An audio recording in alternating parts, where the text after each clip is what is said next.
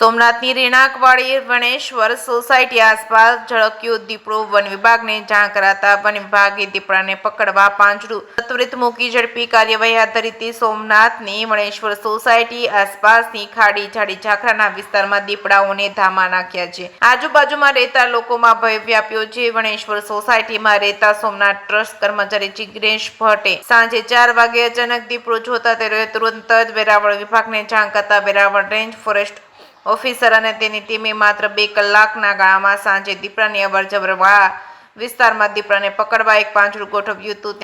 તેમનું ધ્યાન રાખવા એક કર્મચારીનો પણ પ્રબંધ કરેલ છે અને આ વિસ્તારમાં દીપડાઓની ઝાડી ઝાકરા અને જંગલના કારણે રહેવાની સુવિધા અને આજુબાજુમાં નદી હોય, પીવાના પાણી અને ખોરાક માટેની સુવિધા મળી રહેતી હોય દીપડાઓ અવારનવાર આ વિસ્તારમાં રહેણાંક બનાવે છે। વનતંત્ર તરત જ દીપડાને પકડવા કાર્યવાહી હાથ ધરવામાં આવતા લોકોમાં સંતોષ અને રાહત પ્રસરી હતી।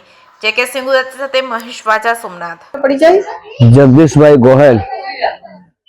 આજનો વિષય યાર દીપડા સોમનાથ સોસાયટી ની અંદર બહુ પરેશાની કરે છે, ત્યાં એ છતાંય કોઈ ધ્યાન નથી દેતા।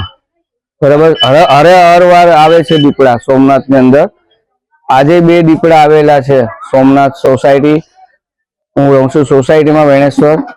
આપનું બહુ ઓલું કરીએ છીએ કે પકડી લીધો, હેરાન બહુ કરે છે, પરેશાની।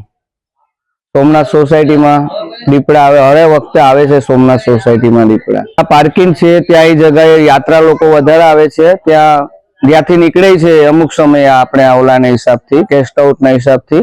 એટલે તમને વારંવાર દીપડા આવે છે તો જરાક એને સુરક્ષા કરી દો, પાંજરું બાંજરું રાખી દો। જય સોમનાથ।